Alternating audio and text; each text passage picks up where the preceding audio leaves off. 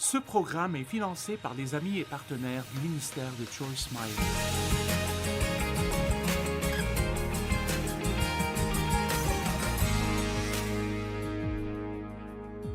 Nous devons comprendre que Dieu veut que nous vivions pleinement la vie qu'il nous a donnée. Et nous devons nous reposer. Et non seulement laisser notre corps se reposer, mais vous devez vous reposer intérieurement. Vous devez ne pas vous inquiéter tout le temps et ne pas toujours essayer de résoudre certains problèmes ou essayer d'expliquer tout ce que vous ne comprenez pas. Vous pouvez ne pas comprendre des choses et survivre parce que Dieu comprend, il sait. Amen. Donc ce truc de la culpabilité était vraiment difficile pour moi. Et j'ai appris la puissance de la confession de la parole. Dieu veut pourvoir à vos besoins. Il veut que vous ayez une abondance pour que vous puissiez être une bénédiction. Je ne comprends pas pourquoi cette vieille religion morte veut que tous ceux qui sont chrétiens soient pauvres et fauchés et aillent dans le monde la tête baissée. Je veux dire, c'est diabolique. Ce n'est pas la volonté de Dieu. Je pourvoirai à tous vos besoins selon ma richesse avec gloire en Jésus-Christ. Donnez et il vous sera donné, une bonne mesure serrée et qui déborde. Apportez à la maison du trésor toutes les dîmes, et vous verrez si je n'ouvre pas pour vous les écluses des cieux, bénédictions en abondance. Maintenant, tout le monde n'a pas la même quantité, et je ne dis pas que tout le monde deviendra riche, mais que Dieu veut pourvoir à vos besoins. Amen. Juste cette façon de penser religieuse, elle m'énerve tellement parce qu'elle vole ce que Jésus est mort pour que son peuple ait. Vous pouvez jouir de votre vie et vous n'avez pas besoin de passer votre vie à vous sentir coupable et condamné pour chaque petite erreur que vous faites. La raison pour laquelle Jésus est venu est que nous sommes tellement pathétiques si nous sommes laissés tout seuls que nous ne ferons rien d'autre que des erreurs. Et vous pouvez être complètement sauvé et vous ferez toujours des erreurs. Parce que tant que vous avez une chair humaine, vous ne ferez pas tout comme il faut tout le temps. J'ai appris la puissance de confesser la parole de Dieu. Et je pense l'avoir dit probablement des millions de fois dans ma vie. Je suis la justice de Dieu en Christ. Et cela énerve les personnes religieuses. Eh bien, qui penses-tu être? Vous avez entendu que j'ai dit « en Christ ». Je suis la justice de Dieu en Christ, pas en moi-même. Il y a une différence entre qui vous êtes et ce que vous êtes. Je ne fais pas tout comme il faut, mais je sais qui je suis en Christ. Et je vous le dis, je suis si désolée quand je pêche. Oh, je suis désolée, parce que j'aime le Seigneur et je ne veux pas le décevoir. Mais il sait déjà tout ce que je ferai avant que je ne le fasse.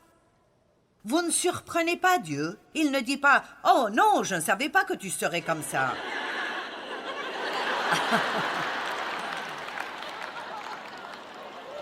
Nous disons « Oh, je parie que Dieu est si déçu. Il savait déjà ce que vous alliez faire. » Dieu regarde le cœur de l'homme. Et très clairement, vous vous occupez profondément de votre relation avec Dieu, ou vous ne passeriez pas toute la journée le samedi, votre jour, ou vos 2 jours de congé, ici, à m'écouter vous prêcher la parole de Dieu. Et donc, Dieu voit votre cœur.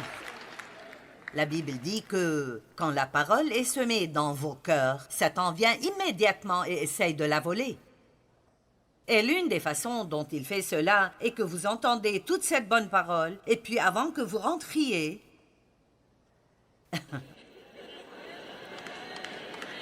vous vous énervez contre quelqu'un dans le parking. Allez. Ou vous vous disputez avec quelqu'un à la table des ventes concernant qui aura la dernière série sur l'amour.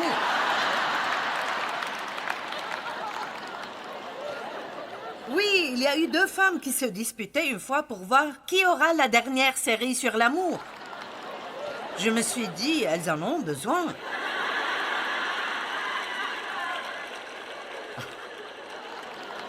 Vous savez, la chair est juste stupide. C'est tout ce que vous pouvez en dire. C'est tout ce que vous pouvez en tirer. Elle est stupide. Mais Dieu merci, nous avons la sagesse de Dieu à l'intérieur de nous. Je suis si reconnaissante pour la conviction du Saint-Esprit. Oh mon Dieu, je pouvais maltraiter les gens et ne pas même savoir que je le faisais. Eh bien, pas maintenant. Dès que j'ai juste un tout petit peu de mauvaise attitude ou un mauvais ton envers quelqu'un, c'est vraiment... Je le sais. Oh Dieu, je suis désolée. Et je dis à cette personne, je suis désolée. N'ayez jamais peur de dire « Eh, je suis désolée, j'avais tort ». Et ne faites pas d'excuses à ce sujet. Dites « j'avais tort ». Ça vous libère. Et ça leur dit beaucoup. Et donc, je confesserai, je suis la justice de Dieu en Christ, mise à part et rendue sainte par le sang de l'agneau. Toute arme forgée contre moi sera sans effet, et toute langue qui s'élèvera en justice contre toi, tu la condamneras. Et je vous donnerai une petite liste de choses. C'est un devoir que je vous donne. Vous devrez peut-être faire le vôtre parce que vous ne vous rappellerez plus cela. Pourquoi ne pas chaque jour dire à haute voix? Vous n'avez pas besoin de dire ces mots-là à quelqu'un parce qu'il ne comprendra pas. Mais ce sont les mots. Les mots ont de la puissance. Vous comprenez? Les mots ont de la puissance. Et plus vous les dites, plus vous commencez à les croire vous-même. Donc quand je dis « dites les mots », je ne parle pas de dire « je serai un millionnaire et le président de la compagnie ». Je parle de dire à propos de vous-même ce que Dieu dit de vous. Donc commençons avec « je suis aimée par Dieu »,« je suis Went »,« je suis talentueuse »,« je suis spéciale »,« je suis unique ». Je ne suis pas un accident. Dieu m'a créé de sa propre main. Je grandis spirituellement chaque jour. Chaque jour, je change de gloire en gloire. Je m'aime moi-même. Je m'aime moi-même. Je jouis de ma vie. Je marche dans la volonté de Dieu. Je suis totalement pardonné pour tous mes péchés. Dieu a un bon plan pour moi. Je vais faire quelque chose de grand dans ma vie. Combien pensez-vous que cela... Sérieusement, combien pensez-vous que cela commencerait à vous changer?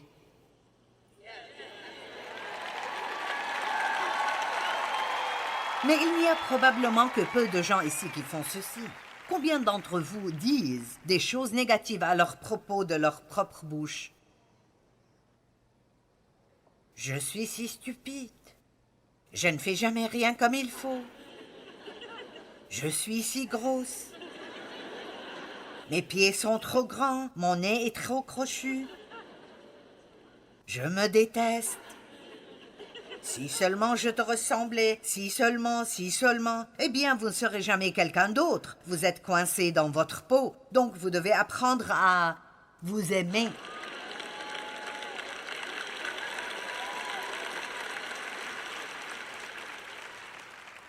Pouvez-vous imaginer combien votre vie changerait si vous commencez vraiment à aimer qui vous êtes?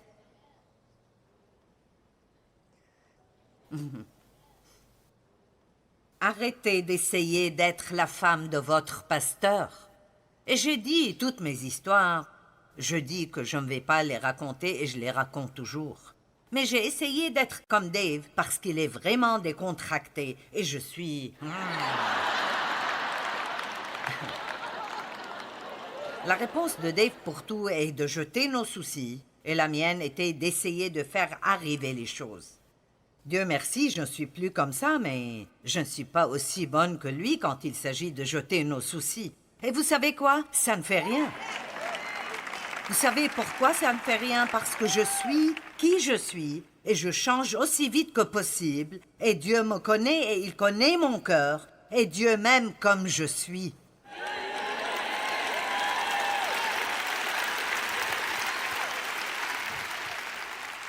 Et pour être honnête, c'est ce qu'est le véritable amour. Quand vous acceptez une personne là où elle est, parce que vous croyez qu'elle fait de son mieux pour l'endroit où elle est maintenant.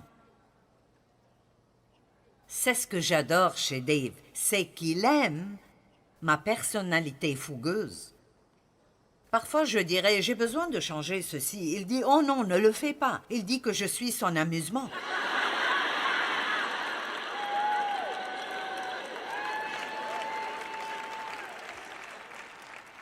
Quand j'ai rencontré Dave, je nettoyais la voiture de ma mère et il a dit « Hey, quand tu finis de nettoyer cette voiture, tu voudrais bien nettoyer la mienne ?» J'ai dit « Nettoie-la toi-même. » Et il a dit que ce qu'il a pensé, c'est la fille pour moi.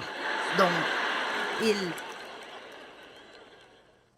il voulait se marier, il priait pour une femme, mais il a demandé à Dieu de lui donner quelqu'un qui avait besoin d'elle. Et Dieu a répondu à sa prière. Ah, comme Dieu a répondu à sa prière. Mais il a dit, il a su immédiatement que ce serait un défi et il aimait cela. Et j'ai essayé, je ne voulais juste pas être comme je l'étais. Je n'aimais pas ma voix, je n'aimais pas ça, je n'aimais pas l'autre chose. Je ne pouvais jamais avoir de longs cheveux parce que mes cheveux sont trop fins. Ils sont comme des cheveux de bébé et donc je voulais les cheveux longs et je voulais être blonde. Et mes cheveux étaient bruns et je voulais être mince. Nous voulons toujours quelque chose que nous n'avons pas et que nous n'aurons jamais. Et puis parfois, vous ne pouvez même pas aimer les personnes qui ont ce que vous voudriez avoir.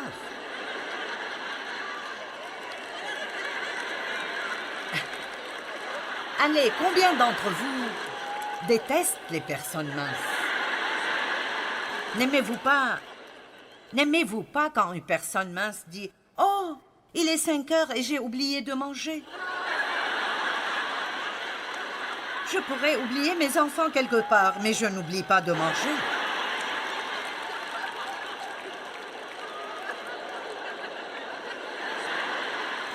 Et puis, il y avait toutes ces super mamans. Elles pouvaient tout faire, toutes choses.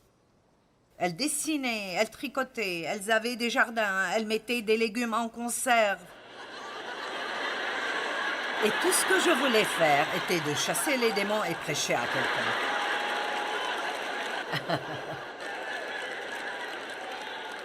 Allez. Et je vous dirai quoi? Est-ce que quelqu'un ici est fatigué d'avoir une guerre intérieure? Je ne sais même pas comment vous le dire.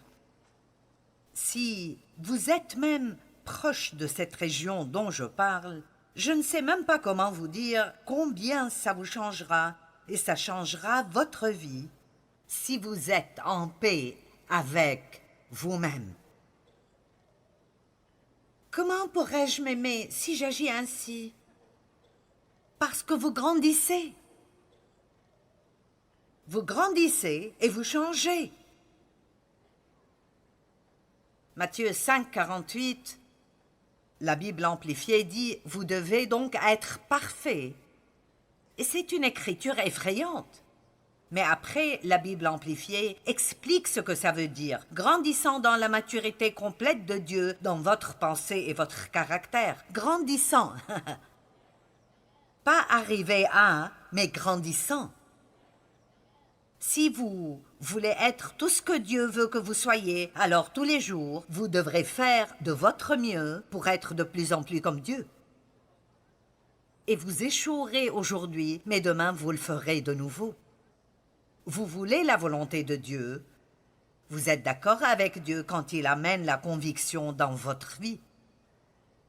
Mais vous ne pouvez pas grandir si vous vous sentez coupable tout le temps. Comprenez cela. Vous ne pouvez pas grandir si vous vous sentez coupable tout le temps.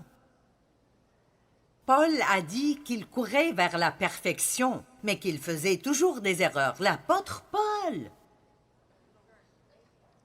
Philippiens 3, 10 à 14, afin de connaître Christ et la puissance de sa résurrection et la communion de ses souffrances, en devenant conforme à lui dans sa mort. Oui, il dit que si vous voulez être comme Christ, vous devrez passer par une sorte de souffrance. Pour parvenir, si je puis, à la résurrection d'entre les morts, ce n'est pas que j'ai déjà atteint la perfection, mais je cours pour tâcher de la saisir, puisque moi aussi j'ai été saisi par Jésus-Christ. Frère, je ne pense pas l'avoir saisi, mais je fais une chose, oubliant ce qui est en arrière et me portant vers ce qui est en avant.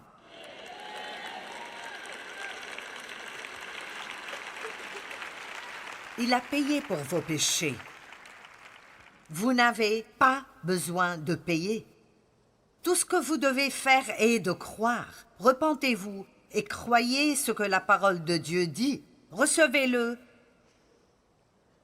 et continuez à vous battre pour le prochain niveau de croissance. Vous allez grandir. Combien d'entre vous se demandent parfois si vous êtes même sauvés? Vous pensez, comment pourrais-je être sauvé et agir ainsi? Je veux dire, j'ai eu des rêves fous. Parfois, je fais un rêve et je me lève en pensant, suis-je vraiment une chrétienne?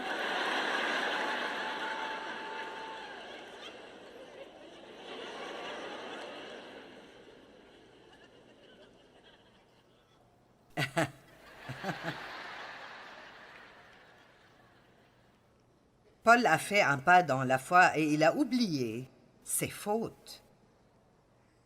Laissez-moi vous lire quelque chose que je pense que vous aimerez. L'histoire de la culpabilisation. Je ne comptais pas faire un voyage dans cette période de l'année, mais je me suis retrouvée en train de faire mes bagages. Le voyage serait désagréable et je le savais. Rien de bon n'en sortirait. Je parle de la culpabilisation. J'ai des tickets pour y aller, si seulement j'avais des agences. C'était un voyage extrêmement court. J'ai pris mes bagages et j'ai choisi de les porter moi-même tout le chemin. Ils étaient alourdis par des millions de souvenirs. Personne ne m'a accueilli quand je suis arrivée à la cité du regret. La cité est internationale parce que des gens du monde entier y viennent. Et comme j'entrais au dernier hôtel de la ville, j'ai remarqué qu'ils allaient avoir la fête annuelle de l'apitoiement sur soi. Je n'allais pas manquer cette grande occasion sociale, parce que beaucoup des citoyens de cette ville seraient présents. Il y a la famille des faits. Les auraient dû faire, auraient fait, pourraient avoir fait. Et ensuite vient la famille des j'avais. Et le clan de si seulement j'avais. Bien sûr, les opportunités étaient présentes, manquées et perdues. Mais la plus grande famille est celle d'hier. Il y en a beaucoup trop pour compter, mais chacun a une histoire triste à partager. Les rêves brisés feraient sûrement une apparition. Et c'est leur faute nous régalerait avec des excuses concernant pourquoi les choses n'ont pas marché. Et chaque histoire serait applaudie par les « ne me blâmez pas » et les « je ne pouvais rien faire ».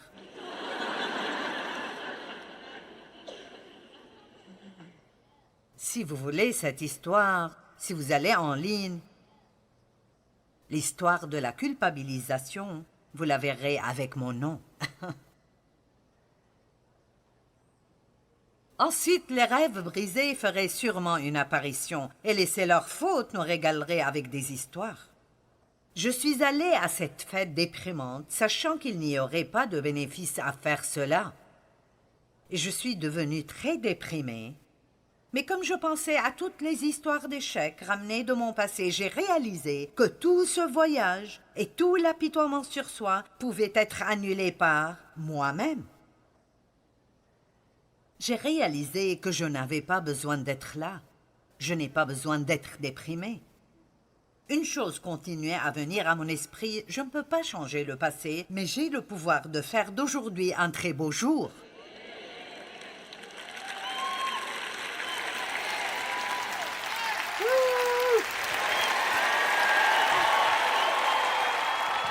Je ne peux pas changer le passé, mais j'ai le pouvoir de faire d'aujourd'hui un très beau jour.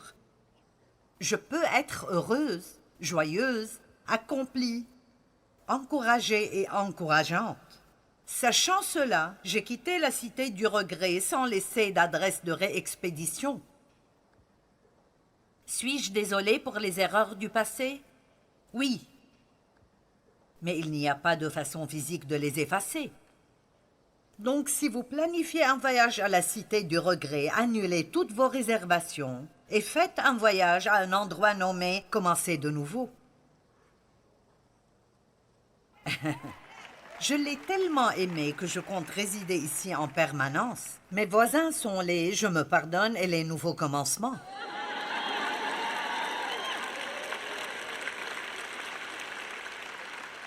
Et vous n'avez pas besoin de porter vos bagages lourds là-bas parce que le poids est enlevé de sur vos épaules à l'arrivée.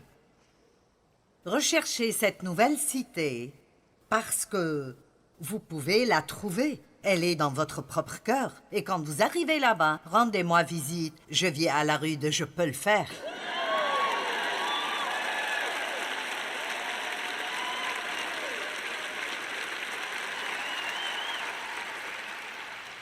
N'ayez pas peur de prendre ce pas dans la foi et de dire « Est-ce que c'est pour moi ?» Pourrais-je vraiment ne pas être misérable à chaque fois que je fais une erreur? Pourrais-je vraiment juste demander et recevoir le pardon et puis continuer? Je devrais être misérable pendant un moment. Pas vraiment, pas si vous croyez vraiment que le sang...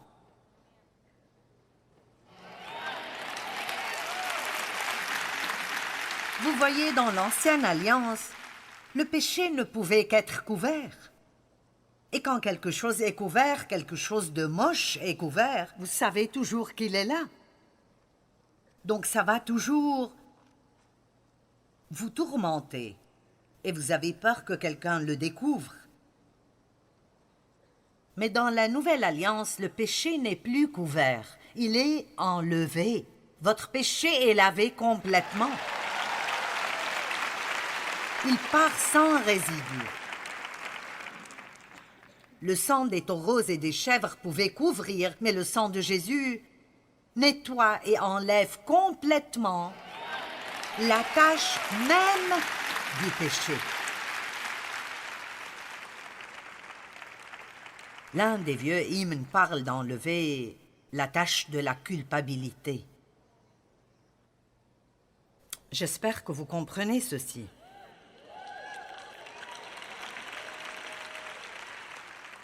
Je veux que vous sortiez d'ici avec une nouvelle attitude.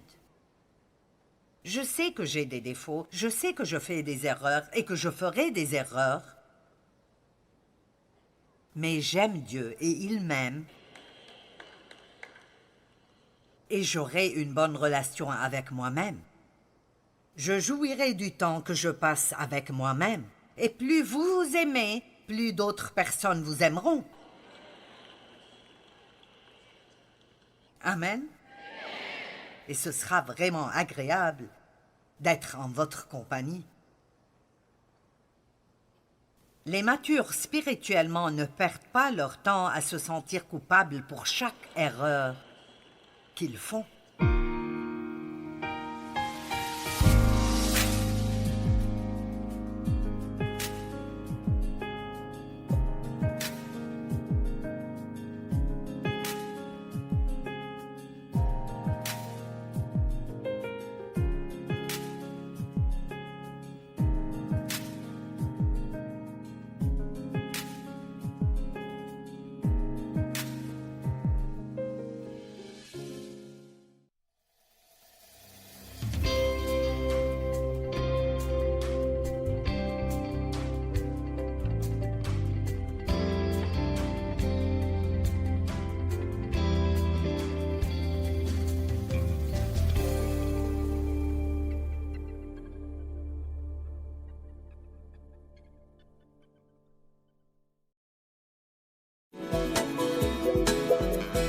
Je crois que la simplicité est une puissance.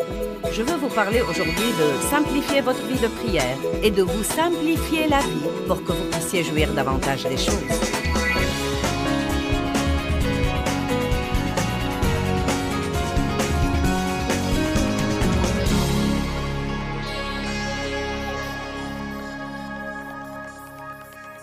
Eh bien, j'ai essayé sur la puissance de la prière simple et je veux vous parler ce soir de la prière simple et de la vie simple.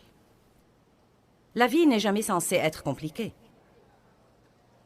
Jésus n'est pas mort pour que nous menions des vies compliquées, frustrées et malheureuses. Il est mort pour que nous puissions avoir et jouir de notre vie. Jouir, avoir de la joie, nous réjouir. Et la complication vole la joie. Qui de vous comprend ça? À l'instant où les choses se compliquent, elles tuent la joie. Nous devons donc apprendre à prier pour toutes choses et ne pas stresser pour quoi que ce soit. Prier pour toutes choses et ne stresser pour rien, pour rien. Eh bien, pourquoi faut-il que la vie soit si compliquée? Que pouvons-nous faire pour la changer? Je ne pense pas vraiment que nous puissions changer la vie. Je suis finalement arrivé à cette conclusion et c'est une bonne révélation. Je pense trop souvent que nous loupons tout ce que nous tentons. Quand nous essayons de faire quelque chose quand on n'y peut rien, nous essayons de changer cette personne pour que nous soyons heureux et de changer cette circonstance pour que nous soyons heureux. Et vraiment, ce que nous devons faire, c'est d'essayer de changer notre approche de la vie. Vous pouvez changer toute une situation en changeant votre façon d'y penser. Vous pouvez changer toute une situation en changeant votre façon d'en parler. Vous pouvez changer toute une situation en décidant simplement d'adopter une attitude différente à son égard.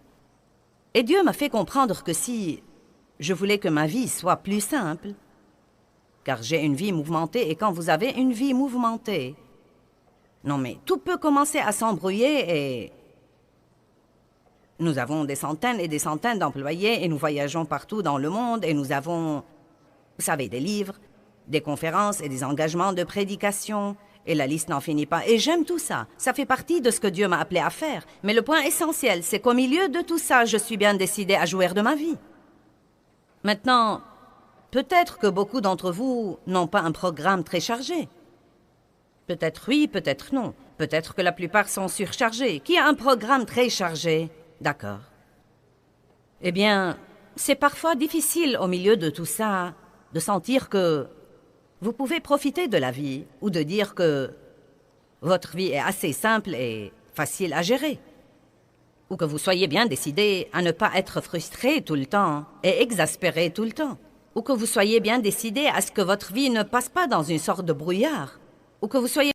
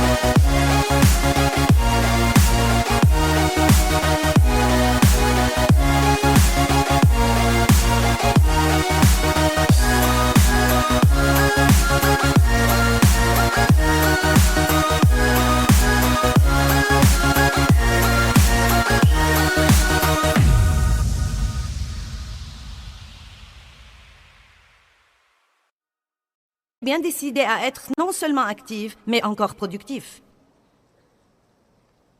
Et donc Dieu s'occupait vraiment de moi quant au sujet de changer mon approche de certaines choses. Les choses n'allaient pas changer. Je devais donc commencer à les voir d'une façon complètement différente. La simplicité veut dire unique, consistant en une seule chose, sans mélange. Vous savez, l'indécision vous complique la vie. Vous prenez une décision, vous changez d'avis. Vous prenez une décision, vous changez d'avis. Vous prenez une décision, vous croyez que Dieu vous a parlé, puis vous doutez que Dieu vous ait parlé. Vous vous faites couper les cheveux, vous aimez votre nouvelle coupe, quelqu'un vous regarde d'un drôle d'air. Vous regrettez d'avoir coupé vos cheveux et vous restez frustré jusqu'à ce qu'ils repoussent. Si vous voulez être simple, vous ne pouvez pas être indécis. Vous devez vous décider pour quelque chose et y aller. Le mot simple veut dire sincère. Sans duplicité, sans programme secret, mais ayant un cœur pur, ni complexe, ni compliqué. La Bible dit que la prière fervente de l'homme juste, de l'homme droit, est très efficace et apporte une puissance énorme. Mais la Bible amplifiée dit qu'une partie de la définition de toute cette phraséologie, c'est la prière sincère. Si une partie de la définition du mot simple est sincère, c'est donc la prière simple, remplie de foi, qui retient l'attention de Dieu. À dire vrai, nous devons nous garder de parler pour nous impressionner quand nous prions. Je crois parfois que nous voulons juste avoir l'air éloquent. Nous voulons impressionner Dieu par nos expressions et impressionner Dieu par notre sainteté, et Dieu veut seulement parler avec nous. Il veut que vous lui parliez comme à un ami et non pas que vous changiez de ton quand vous lui parlez. Si vous ne parlez pas l'anglais classique pendant la journée, ce n'est pas la peine de le parler quand vous priez. Alléluia. Et je ne plaisante pas, je prends ça au sérieux. Je crois que beaucoup de gens ont des problèmes avec leur vie de prière. En fait, je ne pense pas que beaucoup de gens sont satisfaits de leur vie de prière. Si vous demandez à la plupart des gens, que pensez-vous de votre vie de prière? Êtes-vous satisfait de votre vie de prière? Eh bien non, pas vraiment. Je peux vous dire, je suis satisfaite de ma vie de prière. Je crois que Dieu entend mes prières. Je crois que je prie beaucoup. Je ne sais pas combien de temps je prie, car je ne l'ai jamais compté. Je faisais ça avant. Et j'ai pensé finalement que si l'un de mes enfants venait me visiter... Blablabla. Blablabla. Il me reste 5 minutes. Blablabla. J'aurais voulu le gifler. Nous devons prier jusqu'à ce que nous finissons et ensuite nous devons vaquer à nos occupations. Et quand nous sentons que nous devons prier, prions un peu plus. La Bible dit de prier sans cesse. Je pense que c'est magnifique de commencer son matin par un temps spécial mis à part pour Dieu. C'est hautement recommandé. Je crois que c'est très bon de chercher Dieu tôt le matin. Je crois que c'est bon de lui parler en tout début de matinée et en toute fin de soirée. Mais il est même plus important, je pense, de prier toute la journée. Le seul moyen de garder la vie simple est de prier des prières simples toute la journée jusqu'à la fin du jour pour chercher l'aide de Dieu et impliquer Dieu dans tout ce que nous faisons. Proverbe 3 dit « Confie-toi en l'Éternel de tout ton cœur et ta pensée et ne t'appuie pas sur ta sagesse. Reconnais-le dans toutes tes voies et il aplanira tes sentiers. » Une des merveilleuses façons de rester en communion avec Dieu, c'est de le reconnaître dans toutes les choses que vous faites. Le plan de Dieu pour l'homme est simple. Le salut. Le plan du salut est simple. Il est si simple que les gens intelligents ne le comprennent parfois pas. Or, tout le monde n'est pas comme ça, mais à dire vrai, parfois, plus quelqu'un est instruit et éduqué, plus il lui est vraiment difficile de croire le plan simple du salut, parce qu'il n'a absolument pas de sens pour la pensée. Il n'y a rien de compliqué chez Dieu, et il ne veut pas que nous soyons compliqués. Il dit en fait, vous n'hériterez le royaume à moins de venir comme de petits enfants. Vous devez venir très simplement, juste comme un petit enfant, et dire « Je crois. Je crois. » Une des raisons pour lesquelles la vie est si compliquée, c'est que nous ne croyons pas tout simplement. Nous devons croire tout simplement. Hébreux 4 dit « Si nous croyons, nous entrerons dans le repos de Dieu. » Croyez et dites « Je crois. » Nous devons nous exercer à croire. Eh bien, prenez la décision de changer votre approche de la vie. Vous pouvez prendre des décisions. Si quelqu'un me blesse, j'y passerai outre. Si je me fâche, je ne resterai pas fâché. Une nuit où Dave et moi nous étions disputés... Nous ne nous disputons plus autant qu'avant, mais nous nous disputions tout le temps il y a des années. Et je suppose que j'ai été pour beaucoup. Dave était un type très paisible. Nous nous disputions pour quelque chose et je m'étais mise en colère. Et nous nous sommes réconciliés avant d'aller nous coucher, car la Bible dit que le soleil ne se couche pas sur votre colère. Mais je suis le genre de personne qui veut tout comprendre et donc, c'était un genre de dispute que nous avions appelé...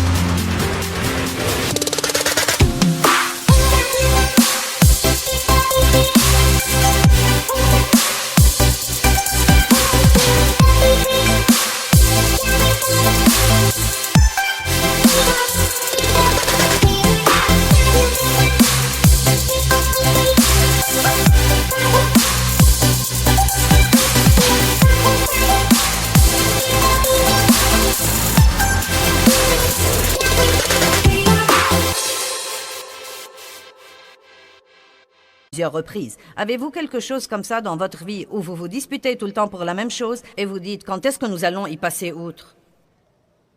Et chaque fois que cette chose particulière se posait, Dave et moi, nous nous disputions. Et j'en avais vraiment marre et je ne voulais pas que ça se répète. Et donc, Dave est allé se coucher et il s'est endormi. Et je suis allée dans mon petit bureau à la maison. Et j'étais bien décidée à rester réveillée jusqu'à ce que je puisse comprendre pourquoi ça se produisait avec moi tout le temps, bien que je ne veuille pas que cette dispute se produise. Donc, j'étais dans mon bureau depuis 2 heures, je n'ai rien entendu de Dieu, j'étais de plus en plus frustrée. Non, mais je parcourais les versets et je disais, j'ai besoin d'une parole de toi, Dieu. Et tous ces trucs que nous faisons. Est-ce que vous faites ça quand vous êtes frustré? Qu'est-ce que ça vous fait quand vous tombez sur « Malheur à toi, méchant pécheur! Oh, je ferais mieux d'essayer de nouveau. »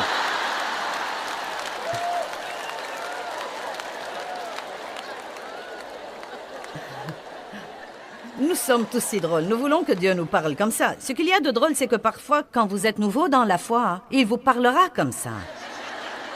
Mais ça ne va pas durer pour toujours, car tôt ou tard, il veut que vous connaissiez ce qu'il y a là-dedans et ne pas tomber sur une page surnaturellement. Mais quel que soit votre problème, vous saurez la réponse car vous l'aurez dans votre cœur. Et donc, rien ne marchait pour moi cette nuit-là et j'étais de plus en plus frustrée. Et je suis allée à la salle de bain qui était dans notre chambre et je suis passée à côté de Dave.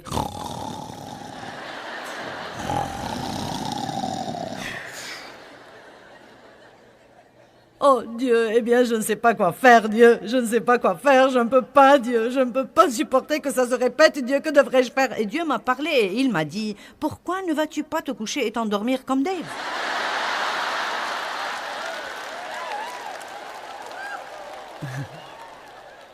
Vous voyez, ça aurait pu être aussi simple que ça. Est-ce que quelqu'un m'entend ce soir? Ça aurait été aussi simple que ça. J'aurais pu prier une prière simple. Dieu, je ne veux pas que ça se répète. Je sais qu'il y a quelque chose qui se passe ici que nous ne voyons pas. Nous nous mettons tout le temps dans cette même situation. Si c'est de moi, montre-moi. Si c'est de lui, montre-lui. Quoi qu'il en soit, Dieu, montre-nous la réponse. Je me décharge de mes soucis sur toi. Va te coucher et va dormir. Très simplement. Ah oh non. Non, non, non, non. J'ai dû veiller et pleurer et jacasser jusqu'à ce que j'ai eu mal à la tête et mal au cou et quand je me suis couchée, je n'ai pas bien dormi. Messieurs, dames, nous devons changer notre approche. Est-ce que vous me comprenez? Je vais parler au côté qui sera le plus excité, donc... Voyons comment vous vous sentez de ce côté-là. Oh, ils vous ont surpassé.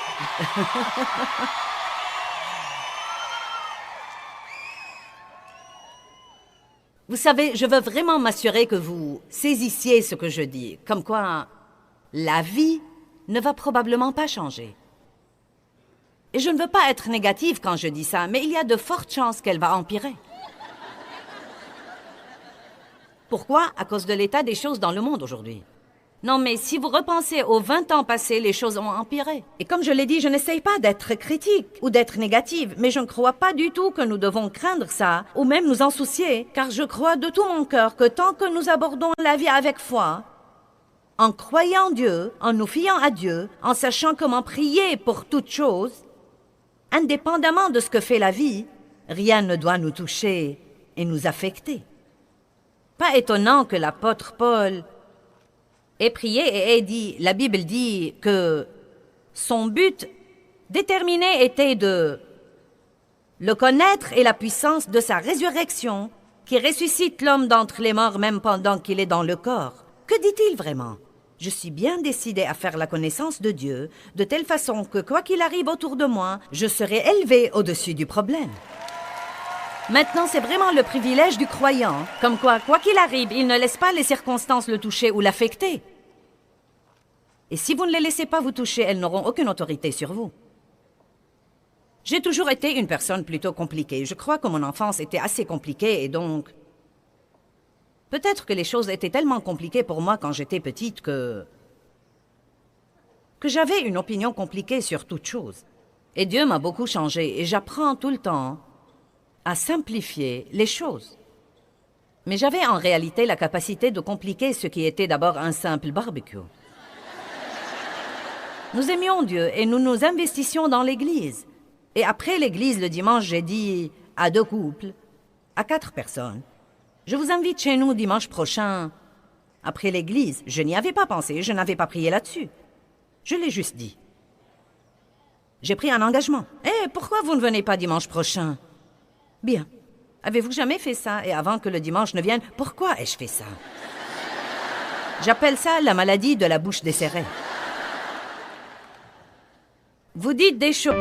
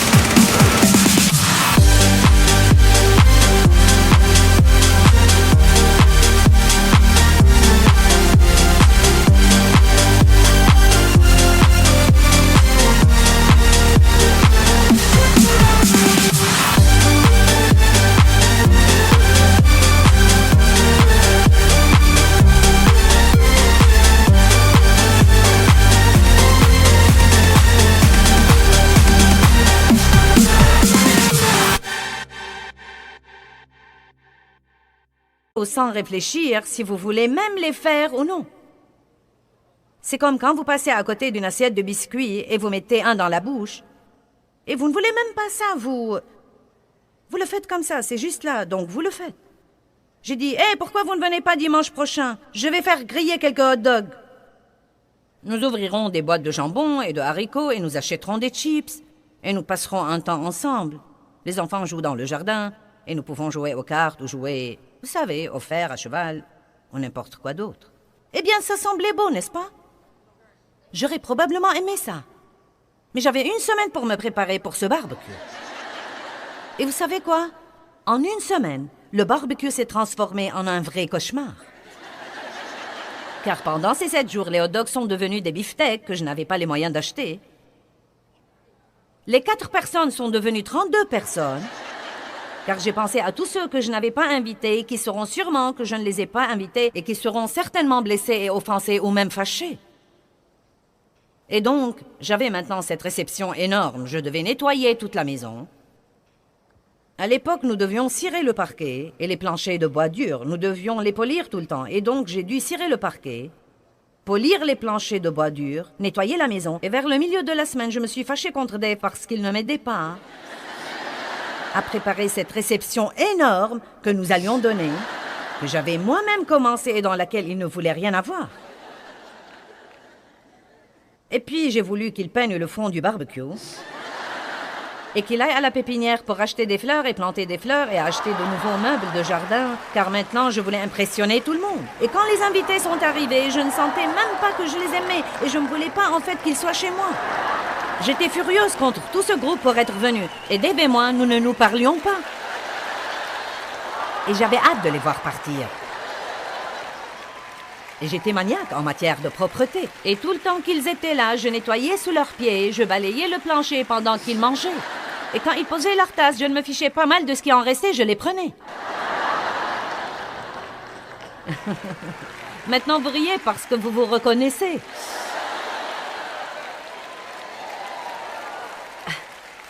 Je vais vous poser une question. Est-ce que cette réception compliquée était la faute de la vie? Oh, bon Dieu, si seulement je pouvais vraiment jouir de ma vie. Je suis la seule à faire tout le travail ici. Non, mais si seulement je pouvais jouir de ma vie. Allez à Luc chapitre 10. Oh, vous savez où nous allons, n'est-ce pas? Certains d'entre vous le savent. Marthe, Marthe.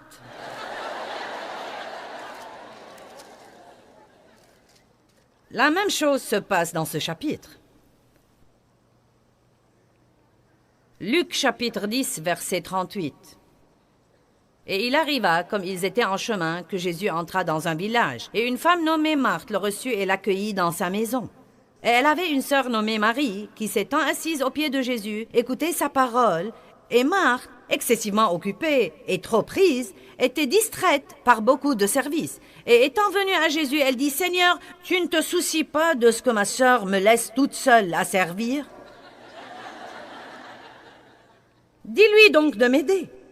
Que de fois ai-je prié Dieu, pourquoi ne demandes-tu pas à cet homme de m'aider un peu? Ce n'est pas juste qu'il regarde le football pendant que je fais le travail. Ce n'est pas juste qu'il aille aux entraînements et frappe les balles de golf pendant que je fais le travail moi-même. Je suis la seule. Pourquoi suis-je la seule à travailler ici dans cette maison? Eh bien, mon nom aurait pu être Marthe à l'époque. Vous savez ce qui arrive aux gens qui ne savent pas mener une vie simple et qui créent des désordres? Ils se fâchent toujours contre les autres qui jouissent vraiment de leur vie et qui veulent mener une vie simple. Et je suis maintenant contente que Dave ne m'ait pas permis de ravir sa joie, car sa stabilité est finalement devenue un témoignage pour moi, et je désirais ardemment la paix que j'ai vue dans sa vie. Nous ne sommes pas obligés de mener les vies compliquées que nous menons, et je suis toujours beaucoup plus que lui. Je commence toujours quelque chose, et j'élabore quelque chose, et j'organise quelque chose, et je fais démarrer quelque chose. Et Dave se lève tous les jours et passe une bonne journée. Mais je pourrais vous dire ce que je ferai jeudi prochain à 8 heures du matin. Une partie de ça est vraiment de moi et une partie de ça est le don de Dieu dans ma vie. Et c'est très bien. Mais j'ai finalement appris Bon sang, vous savez quoi? Je ne prends plus autant d'engagements qu'avant parce que j'ai découvert que quand le moment venait, je ne voulais pas les exécuter. Et c'est très facile, en fait, de prendre trop d'engagements, puis de nous plaindre de nos programmes tout le temps. Et l'essentiel, c'est que si vous n'aimez pas votre programme, changez-le. C'est vous qui l'avez fait, et vous seul pouvez faire quelque chose à ce sujet. Allez maintenant, je prêche bien. Vous feriez aussi bien d'applaudir et de crier. Je me suis épuisée en surchargeant mon programme, en faisant des choses que je n'étais pas obligée de faire. Je vais répéter. Je me suis tellement épuisée en surchargeant mon programme, en faisant...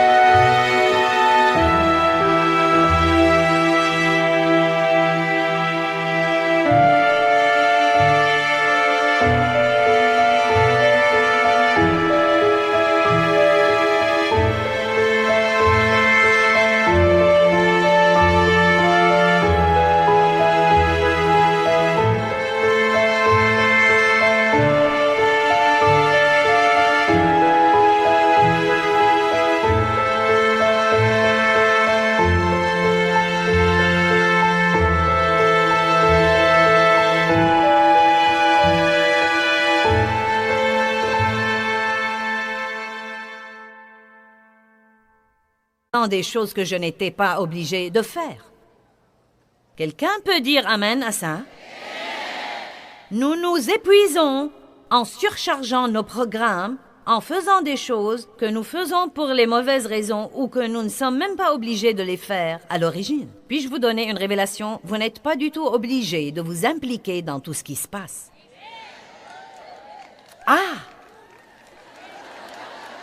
Je ne le savais pas.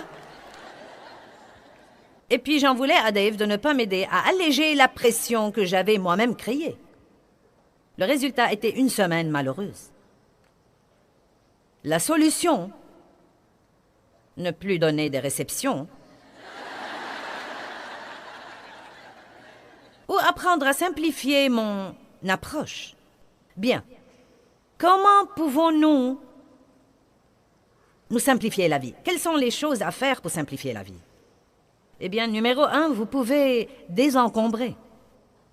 Désencombrer votre vie. Vous dites, qu'est-ce que ça a à voir avec la prière? Je crois que vous devez prier que Dieu vous donne le courage de vous débarrasser des trucs. Nous avons vraiment du mal à nous débarrasser des trucs. Quand vous avez des tas, vous avez des trucs entassés un peu partout. Non, mais juste des tas, vous savez. Et vous avez des tas partout, des tas et des tas. Et quand vous en arrivez au point où vous déplacez ce tas d'ici pour utiliser celui-là, et maintenant, tout à coup, vous avez besoin d'utiliser celui-ci. Et donc, vous devez ramener tout ce tas-là, et ensuite, vous allez le mettre sur le lit, et maintenant, c'est le temps d'aller se coucher, et donc, vous devez l'enlever et le mettre ailleurs. Vous le mettez sur la machine à laver. Puis vous vous rappelez que vous avez des vêtements dans la machine à laver. Vous l'enlevez pour accéder à la machine à laver. Savez-vous que votre environnement vous affecte plus que vous ne pouvez imaginer? Et je crois qu'une des raisons pour lesquelles les gens se sentent frustrés, c'est qu'ils n'ont que des tas de rebuts devant les yeux. Amen? Tous les jours, quand je rentre de mon bureau, et je ne pense pas que j'exagère, on m'envoie à la maison un sac à provisions plein de trucs.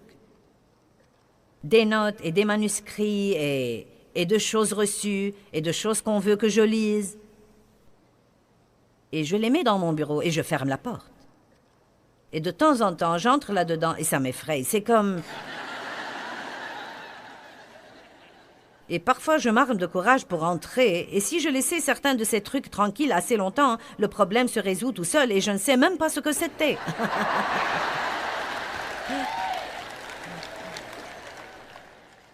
Gardez votre environnement organisé et dégagé. Priez que Dieu vous donne le courage de donner des trucs. Et priez que Dieu vous donne le courage de jeter des trucs. Si tout ce que vous faites, c'est de les déplacer d'un endroit à l'autre, c'est que vous n'en avez pas besoin. Une autre chose que vous pouvez faire pour vous simplifier la vie, c'est de prier Dieu de vous aider à discerner entre les choses dont vous devez vous occuper et celles que vous devez laisser tranquilles. Ne vous faites pas des taupinières des montagnes. Ce n'est pas la peine de corriger vos enfants chaque fois qu'ils font une erreur. Ce n'est pas la peine de le leur signaler chaque fois que quelqu'un dans la maison laisse quelque chose dehors et ne le range pas.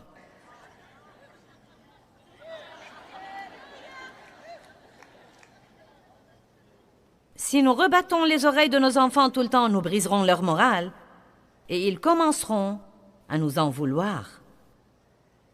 J'étais une mégère de première catégorie. Si seulement je savais à l'époque ce que je sais maintenant. Je ne le savais pas, mais j'espère pouvoir l'enseigner à certains d'entre vous pour qu'elles ne fassent pas les mêmes trucs idiots que j'ai faits. En fait, je ne laissais rien tranquille. Chaque fois que quelque chose n'était pas fait comme il faut, si quelqu'un oubliait quelque chose, s'il ne le faisait pas comme il faut, s'il ne le rangeait pas, je devais dire quelque chose. Proférer quelque chose. Je rends grâce à Dieu d'avoir appris ce dont je devais m'occuper et ce que je devais oublier. Et croyez-moi, ma vie s'est beaucoup améliorée parce qu'il y a des choses que vous devez simplement laisser tranquilles. Vous devez prier là-dessus et les laisser tranquilles et donner à Dieu l'occasion de s'en occuper. Quelqu'un sait de quoi je parle? Philippiens chapitre 4, verset 6 nous dit « Ne vous inquiétez de rien, mais en toutes circonstances et en toutes choses, par des prières et des supplications et des demandes précises, avec des actions de grâce, continuez à faire connaître vos besoins à Dieu. » J'aimerais vous suggérer d'étudier et de méditer ce verset assez longtemps afin que vous compreniez ce qu'il dit comme quoi rien ne devrait vous inquiéter ou vous frustrer si vous priez avec la simple foi d'enfant. Fiez-vous à Dieu et il s'occupera de tout.